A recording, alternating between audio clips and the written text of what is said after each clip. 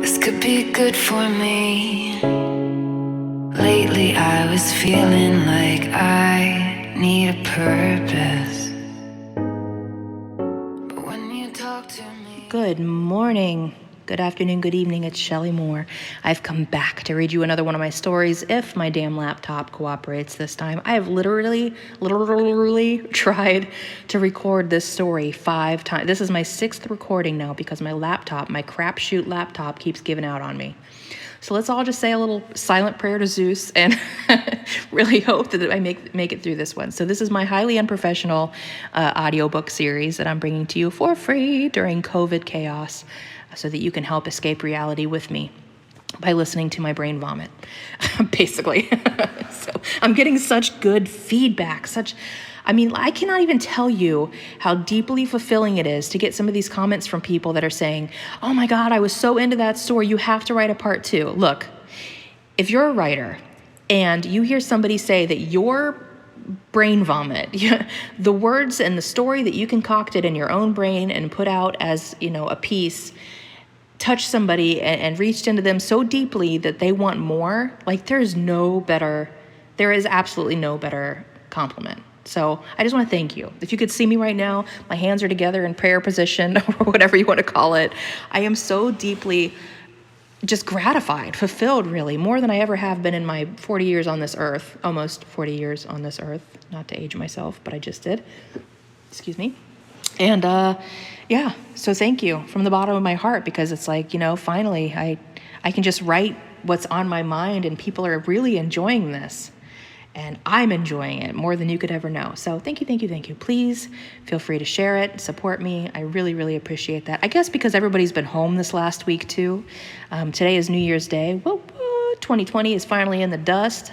I have my middle finger up to 2020 right now. You can't see that either. But that's finally gone and we can move on a little bit. And I think because everybody's been home, they've been looking for something to do. So my numbers on my YouTube stories and my website have just grown astronomically. So it's so much fun for me to keep checking it and watch those numbers go up and up and up. And I deeply appreciate you. I really, really, really do. So this story is called 1998, and it's written by myself, Shelly Moore, for my website, limitlessstimulus.com. Jessie laid belly down on her bed with her knees bent and ankles crossed, finishing up Rolling Stone magazine's Fiona Apple, The Caged Bird Sings article, while wiping a tear from her dampened cheeks after having learned of her favorite musician's childhood rape and subsequent mental health struggles as she entered adulthood, because she unfortunately could relate. Jessica Jessie Reynolds grew up in a small town just north of Indianapolis with her mom, dad, and 4 brothers. The youngest of the bunch, Jessie learned fairly quickly how to survive on her own. Her father, Bill Butch Reynolds, was somewhat of an oddball, although rumor had it he was clever in his own right. On the rare occasion he would be seen outside of his garage or workshop, he might give Jessie a handful of quarters to walk up the street to the local Creamy Whip for an ice cream cone. A man of little words, "Be good now," was all he'd usually say to her, followed by a pat on the head before retreating into what Jessie and her brothers referred to as his secret lair. No one was exactly sure what it was that Butch would do in his secret lair for hours or days, and sometimes weeks on end, but no one seemed to question it either. It just was, like fuzz on a kiwi and Bill on a platypus. Sissy Reynolds, Jessie's mother, was a retired high school home economics teacher, having forfeited her life of cookie baking and sewing machines for a full-time partnership with her best friends Jimmy Beam and Johnny Walker. She wasn't a bad person, really, but just not quite a good mother. She seemed to care more about her barfly friends and live music and less about whether food was stocked in the fridge or pantry for her kids or if the electric bill had been paid for the last month or 4. Jessie heard the phone ring in the kitchen, and she jumped out of bed and sprinted out of her room in a mad dash toward the wall-mounted yellow telephone with 10-foot-long, tangled beyond saving cord before her brothers got to it. She lifted the handset off of the receiver and said, "Hello? Where the hell are you? Practice started 10 minutes ago, Jess. I snuck out to the office so I could call your dumbass," Jessie's best friend Annemarie said on the other end. "Oh, shit. I totally forgot. I'll be there in 20 minutes, okay? Can you cover for me? Just tell her I got into a car accident," she said, clumsily slamming the phone back onto the receiver, which missed its mark and fell to the ground with a hard crack before Jessie picked it up and slammed it into its correct spot. Jessie ran to her bedroom, changed her shorts into a pair of jeans, threw her hair back in a pony with a blue scrunchie, slipped on her shoes, and left out the back door toward her sky blue 1987 Acura Integra LS three-door hatchback. She popped Garbage's version 2.0 cassette tape into a boombox which rested on her passenger seat because the car's radio hadn't worked since the day she bought it, cranked up the volume, and sang loudly along to "I Think I'm Paranoid" as she drove 10 miles over the speed limit the entire route to her high school. Most of the class of 1998 were in the school's gymnasium, sitting on the bleachers, and hundreds of eyes fixed on her as she flung open the gym's doors and made her way toward them. "Miss Reynolds," Miss Raines, their high school chorus teacher, admonished. "Fashionably late as always, I see." "Sorry," Jessie called back as she walked up the bleacher stairs to sit with her friends. My radiator belt was malfunctioning or something?" Miss Raines pursed her lips and rolled her eyes and called out, "All right, listen up. We're going to start again from the beginning since Miss Reynolds missed it. Sopranos, altos, I need to hear you over the tenors this time, got it?" Chorus wasn't an elective, so for every student it was mandatory. Jessie's graduating class was only 98 people, however, and a good chunk of them were vocational students, so the choir itself was made up of about 60 teenagers, half of who wanted to be there and half who would rather be doing pretty much anything else. While the bleachers were filled with her classmates, the gymnasium floor was being used simultaneously by the junior varsity basketball team, who went about their own practice as instructed by the coach, who threatened them with infinite burpees should they allow themselves to become distracted by the vocalists. "Your excuses get shittier and shittier, Jess," Justin, a friend of Jessie's since kindergarten, loudly whispered to her from over her shoulder. Jessie shot a McCoy smile and elbowed him in the knee behind her playfully. "Did you know Fiona Apple was raped?"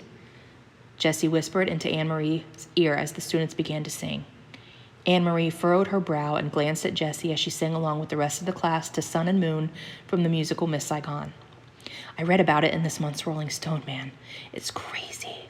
She's a fighter like me," Jessie said, and Annemarie relaxed her brow and smiled empathetically at her friend. "She is such a badass. Remember when she got on stage at the MTV Music Awards and said, 'This world is bullshit'" "Miss Reynolds, do you want to fail this class? Keep talking, I dare you," Miss Raines snapped while continuing to flail her arms around like one of those inflatable waving tube men. Jessie joined in their song. Tornado sirens wailed outside, but no one in the gymnasium was startled in the least because this was Indiana after all, and tornado sirens were damn near as common as sunshine. "I didn't know it was supposed to storm today," Dina said from 2 rows back. "I called the weather line before practice and it didn't say anything about rain," said Jerry. "Kids, I have to run out and roll my car windows up," Miss Raines said as she fished through her purse for her keys. "Talks amongst yourselves until I get back. Don't move a muscle." Nearly every kid started flailing their arms and legs in sarcastic response to her direction, followed by rounds of laughter. "You know what I mean," their teacher said as she jogged down the bleacher stairs in her purple windbreaker pants and matching jacket, hair-sprayed bangs bouncing with each step to the gymnasium floor. "Thanks for calling me," Jessie said as she nudged Annemarie. "What would you do without me?" Annemarie said. "Fail, most likely," Jessie replied. "Yep," Annemarie said. "If we have to sing that stupid song one more time, I swear to God I'm going to lose it," Justin said. "Lose what, your mind? Because I hate to break it to you, but that's been a long time gone already," Jessie joked. "Ha ha, very funny," Justin said. "She's not wrong," Annemarie laughed. "Did you guys watch Dawson's Creek last night?" Dina chimed in. "Who watches that bullshit?" Jessie said. "Tell me you don't watch that crap, Dean." "I do, and it's really good. You would like it. Joey and Pacey, it's so good. You should give it a chance," Dina said. "No, thank you. I think I'd rather chew off my own arms and beat myself with them," Justin said. "You and me both," Jessie laughed. The sound of basketballs bouncing on the gymnasium floor and sneakers squeaking as the players pivoted and made their shots reverberated as they continued their conversation. "Fiona Apple is like our age, you know," Jessie said to Annemarie. "Isn't she older?" she replied. "Yeah, but not by much. I think tragedy paves the way for greatness. I think a lot of famous people become famous because they have terrible things happen to them when they're younger. So, some level of fear is removed, so they're able to push through to greater heights than most normal people who haven't experienced tragedy, Jessie said. Deep, Justin said sarcastically. Jessie elbowed him again, this time much harder. It makes sense if you think about it, Jessie said. We have less to be scared of than normal people. We? Dina asked. Realizing her slip, Jessie's face quickly reddened and she cast a look at Annemarie that said, Save me. I think she means since we're all from poor backgrounds, you know? Like, we weren't raised with a silver spoon. We go back to school shopping at Valley Thrift. We buy our sporting equipment at Goodwill, and we're all on the government school lunch program. When was the last time you went to a shopping mall to actually shop, Dina? Or ran to the grocery store with money in hand instead of food stamps? Annemarie asked Dina and Justin, effectively distracting them from Jessie's unintentional slip of the tug, which had hinted at her own set of childhood tragedy, which only Annemarie was aware of. Just then, a horrified scream filled the hallways of the school and entered the door to the gymnasium. The bouncing balls and sarcastic laughter of teenagers came to a silent halt in an instant. Time stood still, and so did every individual in the gymnasium in that moment. What the hell was that about? Jessie asked quietly. Just then, another scream echoed through the hallways, followed immediately by another. Tornado sirens began wailing again outside. Most students didn't dare move, too petrified by the screams to investigate. Jessie, however, wasn't most students. While all the others remained glued to their seats, she had already jumped up and started down the bleacher stairs. She ran across the gym floor and out the double doors that led to the concession hallway. 3 students stood, also petrified, with wide eyes and trembling limbs. Where did it come from? Jessie asked one of them. A younger kid only pointed. She jogged down the hallway toward where the kid had pointed, but saw nothing. Hello? She called out. Is someone hurt? Only silence responded. When she reached the end of the hallway, she ran up the stairs that led to the second floor. She called out again, but again was met with only silence. Another scream echoed from further away, this time sounding male. Jessie took off in a full sprint toward the other end of the school. The locker-lined, empty hallways revealed little detail as to where the screams were originating from. The sirens continued to rise and fall outside. When she reached the other end of the second-floor hallway, she ran back down the stairs, which brought her back to the concession area in front of the gymnasium. The young boy who had pointed her in the direction of the first scream said to her, "That one came from inside the gym." She pushed open the double doors to the gymnasium and saw a crowd had gathered around the bleachers where she had sat moments earlier. "Someone call an ambulance!" a kid shouted. There were sobs, cries, and gasps for air from within the startled crowd.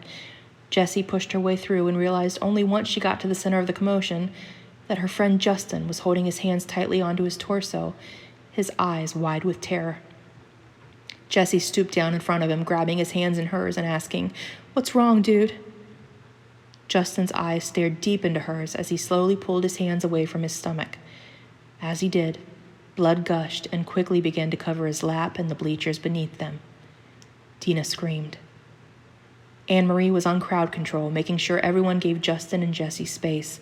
Jessie's hands were covered in his warm, thick, sticky blood, and the metallic smell overtook the nostrils of everyone who stood near.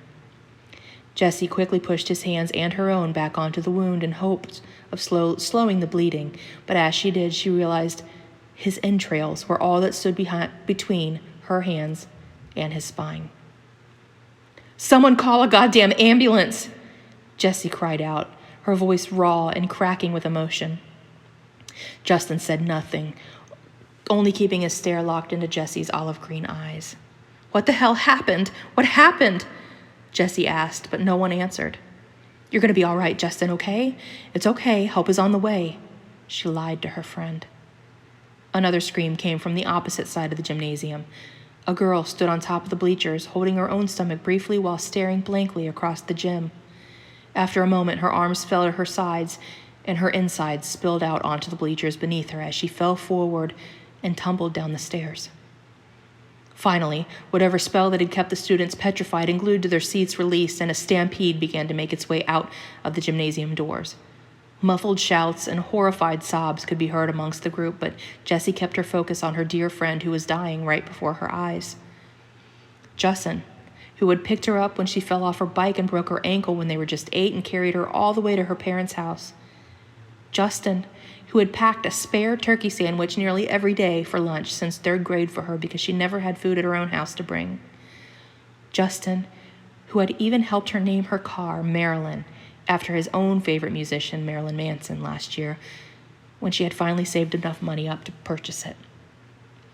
2 tears fell from his big brown eyes and slid down his cheeks and fell onto his lap, which was now a gory show of things that should have been neatly tucked away inside his strong, only just barely 18-year-old body, and his grip on Jessie's hands released as he slumped forward, then down onto the bleacher beside her. Jessie screamed an anguished sob and hugged her friend tightly. The world around her no longer existed, nor did it matter. Her friend, that had just been teasing her only moments before, had somehow just passed away in her arms. She was covered in his blood. Another scream echoed from outside the gymnasium, followed by another, and then another. "Jess!" Annemarie placed her hand on Jessie's shoulder. Jessie hadn't even realized she had stayed behind until that moment. "Something's going on. We should go." "Go where?" "The sirens are blaring. The screams are coming from everywhere, Annemarie. We can't just leave him here like this." Jessie cried, wiping her tears away with blood-soaked hands. Annemarie helped her friend stand up and said, Let's walk down to the locker rooms and you can get cleaned up while we wait for help." "No, I don't want to leave him," Jessie pleaded. "It's okay, Jessie. I'm sure help is coming. We can hide in the locker rooms until it does." Reluctantly, Jessie allowed her friend to help her down the bleacher stairs and into the girls' locker room, where she turned on a shower and stood underneath, fully clothed and numbed by the situation. Annemarie shut the door to the locker room and locked it. "I think we're okay down here. Safe," she said. "Safe from what?" Jessie asked. Neither girl said a word. More screams echoed in the gym above them. "What the hell is happening?" Jessie asked, turning the shower off and walking toward her friend. "I don't know." Jessie started opening lockers that didn't have combination locks on them and rifling through her classmates' belongings. "What are you doing?" Annemarie asked through her own tears. "I'm looking for a radio," Jessie said. "Maybe they're talking about whatever's going on. We need to know." Annemarie stood from the bench and began to open lockers and search the contents alongside her friend. "I found one," Jessie called out, holding up a small handheld battery-operated radio. She sat down on the wooden bench and clicked it on while pulling the metal antenna up. She turned the dial to search through the stations, most of which were static, until finally a man's voice could be heard saying, "We repeat, do not leave your home. Lock your doors and windows.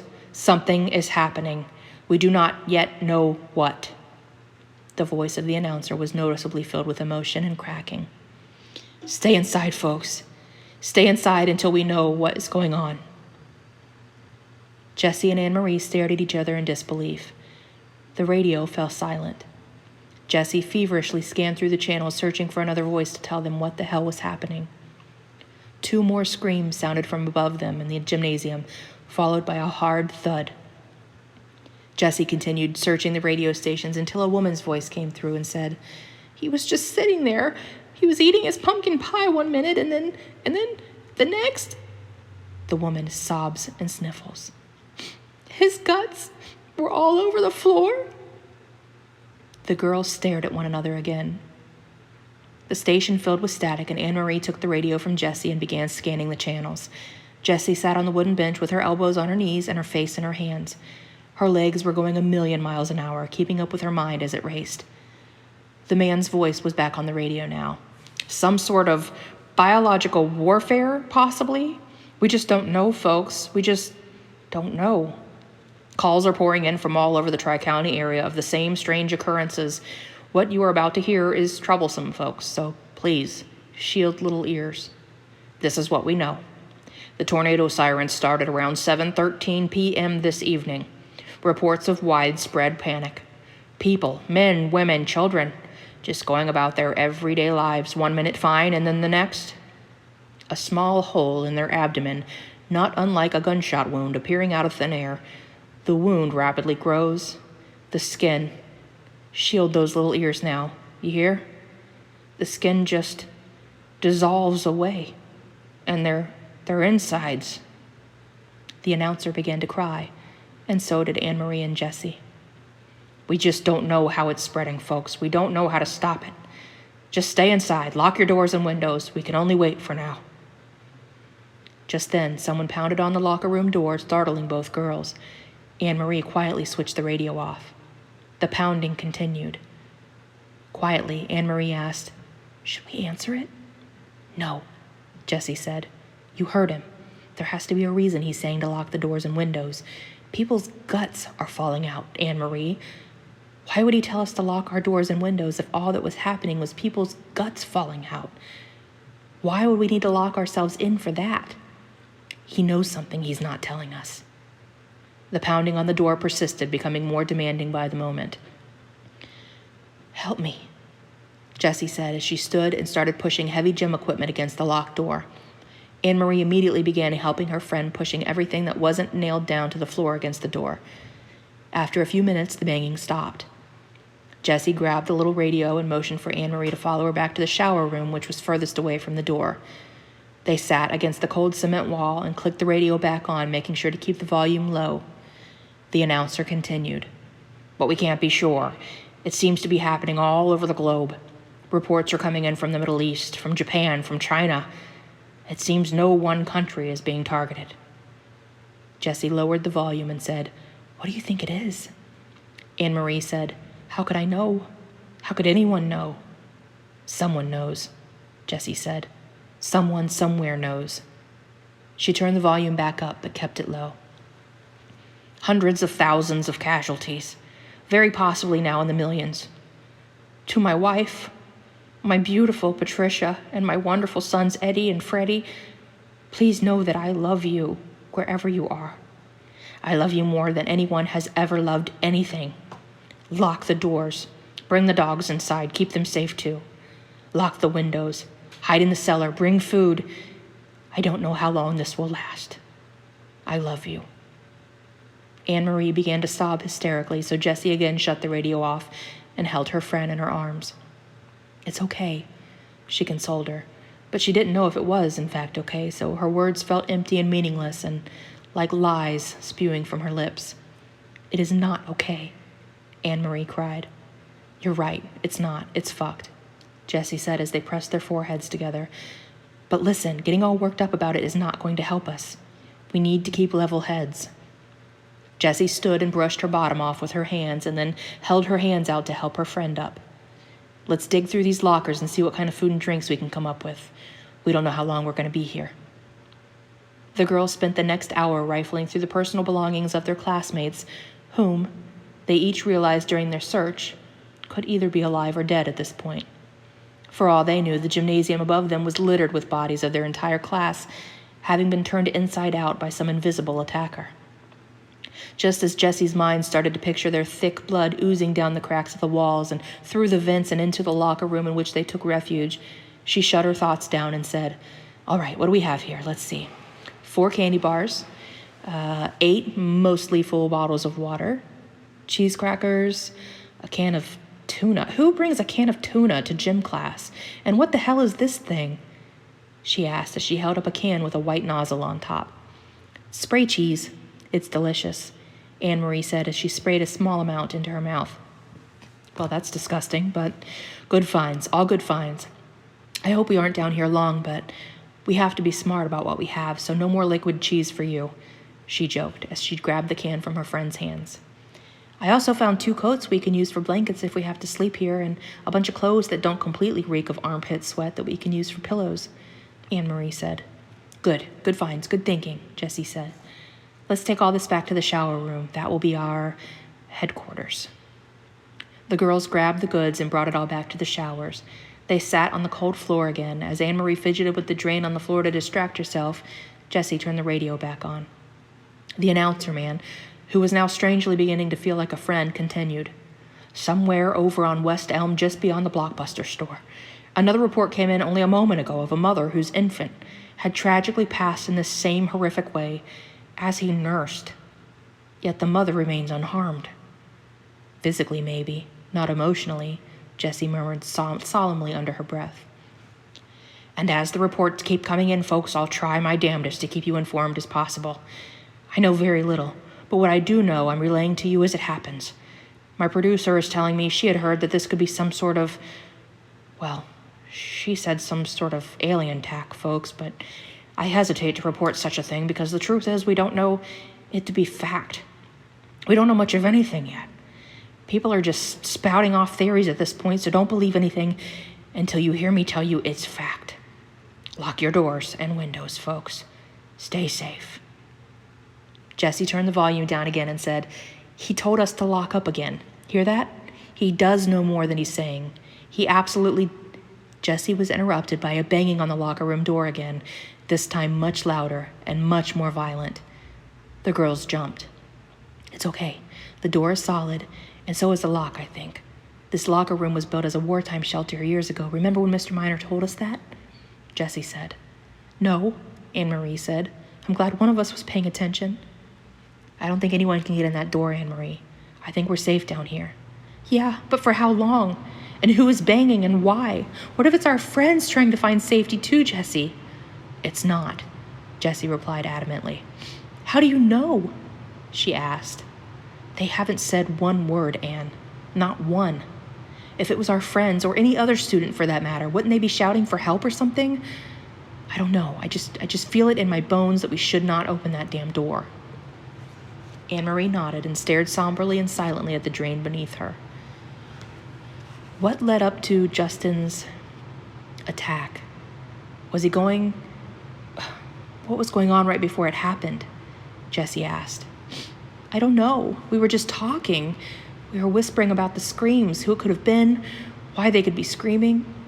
What was Justin saying? Jessie asked. Annemarie thought for a moment and said, Come to think of it, he wasn't saying anything. It was just Dina, me, and Jerry talking. Justin was silent.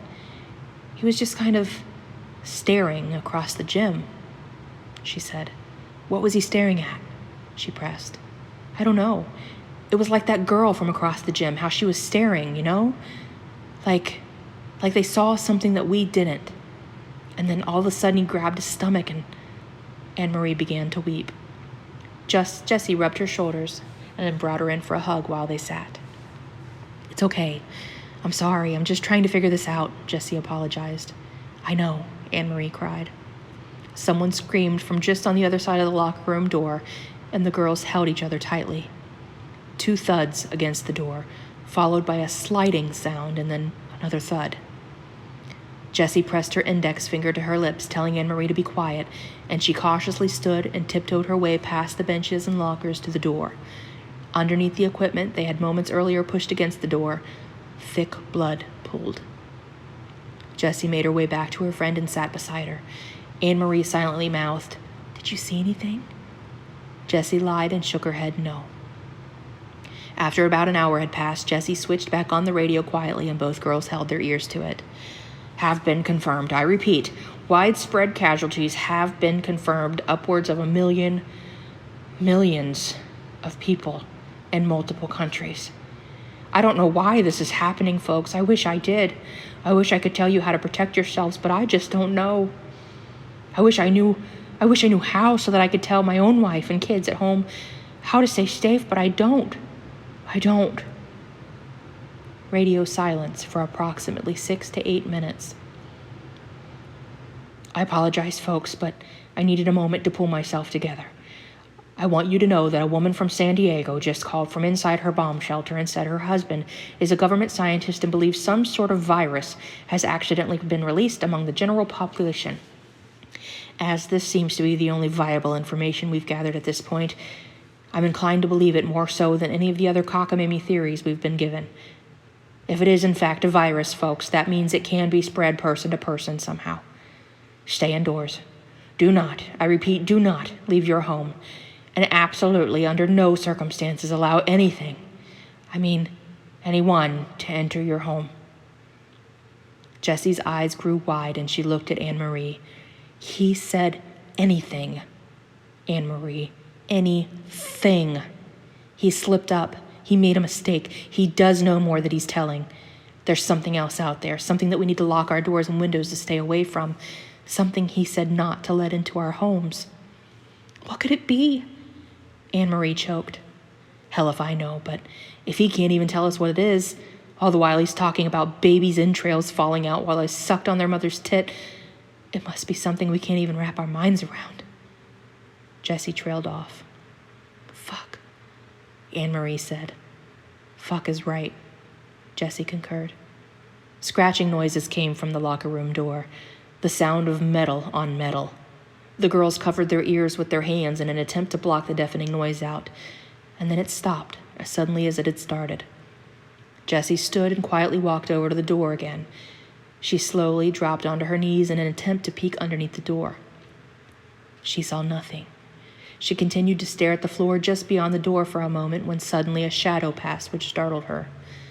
She cast a look back at Annemarie to let her know that everything was okay, and when she turned back to look under the door, an eye looked back at her. She jumped back and scooted on her hands as far away from the door as she could, pushing herself up against a row of blue lockers. The metal-on-metal scraping started again, and both girls held their hands to their ears. And then silence. Jessie peeked around the row of lockers at her friend, who was sitting in the corner of the shower room with her knees pulled up to her chest and tears falling down her cheeks. She pushed her finger to her lips again, and then crawled on her hands and knees over to the door again, as Annemarie whisper yelled, "No, Jessie!"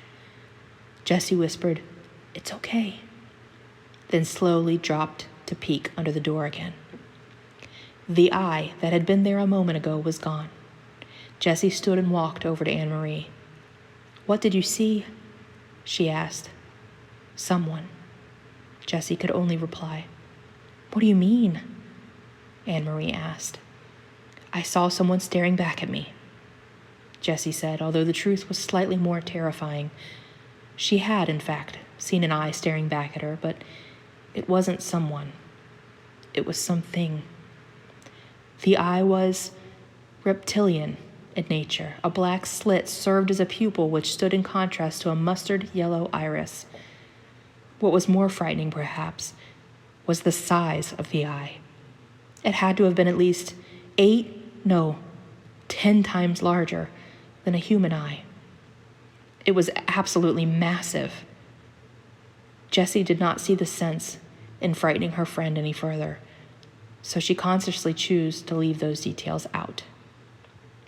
Jessie held her friend as she cried, and realizing now that they might not actually make it out alive, she wept with her. The end. This could be good for me. Lately I was feeling like I need a purpose.